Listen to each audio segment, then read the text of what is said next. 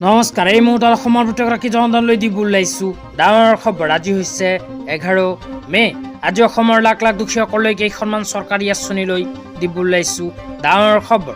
তো যিসকল মানুহে ভিডিঅ'টোত ক্লিক কৰিছে অনুগ্ৰহ কৰি ভিডিঅ'টো স্কিপ নকৰি প্ৰথমৰ পৰা শেষলৈ চাই থাকিব, কিয়নো এইটো ভিডিঅ'ৰ মাজত আত্মনিৰ্ভৰ অসম অভিযান আঁচনিৰ পৰা আৰম্ভ কৰি অৰুণোদয় আঁচনিলৈ কেইখনমান গুৰুত্বপূৰ্ণ খবৰ আপোনালোকক প্ৰদান কৰিম।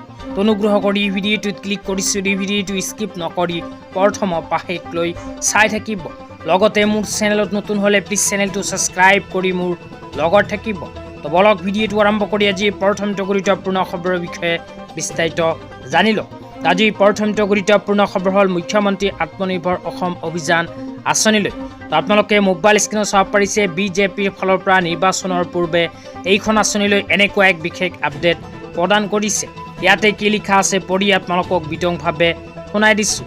ইয়াতে লিখা আছে, আমি অসমৰ যুৱক যুৱতীসকলক স্বাৱলম্বী হ'ব পৰাকৈ সবল কৰিম, য'ত নতুন উদ্যোগী প্ৰচেষ্টা হাতত লোৱাক সহায় কৰিবলৈ মুখ্যমন্ত্ৰী আত্মনিৰ্ভৰ অসম অভিযানৰ অধীনত 10 লাখ যুৱক যুৱতীক 5 লাখ টকাকৈ বিত্তীয় সাহায্য প্ৰদান কৰা হ'ব।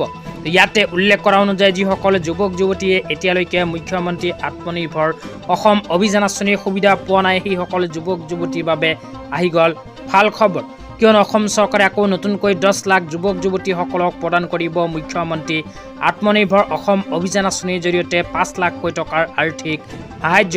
তাৰ পিছত লিখা আছে, সদ্য স্নাতকসকল চাকৰিৰ বাবে প্ৰস্তুতি চলাবলৈ প্ৰতিগৰাকীয়ে 25,000কৈ টকা প্ৰদানৰ হেতু মুখ্যমন্ত্ৰী জীৱন প্ৰেৰণা আঁচনি অব্যাহত ৰাখিব অসম চৰকাৰে। তাৰপিছত ৰেচন কাৰ্ড লৈ এখন বিশেষ সিদ্ধান্ত গ্ৰহণ কৰিছে বিজেপি চৰকাৰে। তো ৰেচন কাৰ্ড লৈ ইয়াতে কি লিখা আছে পঢ়ি আপোনালোকক বিতংভাৱে শুনাই দিছোঁ। অনুগ্ৰহ কৰি ভিডিঅ'টো প্ৰথমৰ পৰা শেষলৈ চাই থাকিব। ইয়াতে লিখা আছে, আমি ৰাজসাহায্যযুক্ত দৰত চাউল, মচুৰ দালি, চেনি আৰু নিমখ লগতে মিঠাতেল যোগান অব্যাহত ৰাখিম আৰু অতি অভাৱী পৰিয়ালসমূহক বিনামূলীয়া ৰেচন প্ৰদান কৰিম। তো বিজেপি চৰকাৰে নিৰ্বাচনৰ পূৰ্বে এনেকুৱা কেইখনমান প্ৰতিশ্ৰুতি প্ৰদান কৰিছে।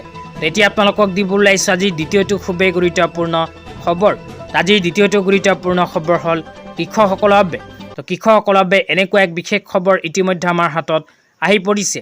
ইয়াতে কি লিখা আছে পঢ়ি বিতংভাৱে আপোনালোকক শুনাই দিছোঁ, অনুগ্ৰহ কৰি ভিডিঅ'টো চাই থাকিব। ইয়াতে লিখা আছে, কুঁহিয়াৰ খেতিয়কৰ বাবে কেন্দ্ৰীয় কেবিনেটত ঐতিহাসিক সিদ্ধান্ত। প্ৰতি কুইণ্টল কুঁহিয়াৰৰ ন্যূনতম সমৰ্থন মূল্য 365 টকাকৈ বৃদ্ধি। তাৰপিছত লিখা আছে, উৎপাদন খৰচৰ তুলনাত খেতিয়কক প্ৰদান কৰা হ'ব প্ৰায় 200% মূল্য। 3 নম্বৰ লিখা আছে, এই আঁচনিৰ জৰিয়তে দেশৰ কুঁহিয়াৰ খেতিয়কে লাভ কৰিব 1 লাখ কোটি টকা। তাৰপিছত একেবাৰে শেষত কোৱা হৈছে 10.25% ৰিকভাৰী ৰেটৰ ভিত্তিত নিৰ্ধাৰণ কৰা হৈছে নতুন মূল্য। তো যিসকল কৃষকে কুঁহিয়াৰ খেতি কৰে সেইসকল কৃষকৰ বাবে এনেকুৱা এক বিশেষ আপডেট আহি পৰিছে। তেতিয়া আপোনালোকক দিব ওলাইছোঁ আজি তৃতীয়টো খুবেই গুৰুত্বপূৰ্ণ খবৰ। আজিৰ তৃতীয়টো গুৰুত্বপূৰ্ণ খবৰ হ'ল মহিলাসকলৰ বাবে। যিসকল মহিলাৰ বেংক একাউণ্টত যোৱাকালি অৰুণোদয় আঁচনিৰ টকা সোমোৱা নাই, সেইসকল মহিলাই ভিডিঅ'টো চাই আছে যদি অনুগ্ৰহ কৰি ভিডিঅ'টো স্কিপ নকৰি প্ৰথমৰ পৰা শেষলৈ চাই থাকিব। অসম চৰকাৰে অৰুণোদয় আঁচনিখন আৰম্ভ কৰাৰ পিছৰ প্ৰায় প্ৰতি মাহৰ 10 তাৰিখটো অৰুণোদয় আৰু পেঞ্চনৰ দিন হিচাপে ঘোষণা কৰিছিল। কিন্তু যোৱাকালি মহিলাসকলৰ বেংক একাউণ্টত অৰুণোদয় আঁচনিৰ টকা সোমোৱা নাই। কিয় সোমোৱা নাই আপোনালোকক বিতংভাৱে জনাই দিছোঁ। অসমত যিহেতু নিৰ্বাচনৰ পিছত এতিয়ালৈকে নতুনকৈ চৰকাৰ গঠন হোৱা নাই, সেইকাৰণে হয়তো মহিলাসকলৰ বেংক একাউণ্টত অৰুণোদয় আঁচনিৰ টকা সোমোৱা নাই। তো অহা 12 মে' তাৰিখত নতুনকৈ চৰকাৰ গঠন হোৱাৰ পিছত মহিলাসকলৰ বেংক একাউণ্টত সোমাব পাৰে অৰুণোদয় আঁচনিৰ টকা।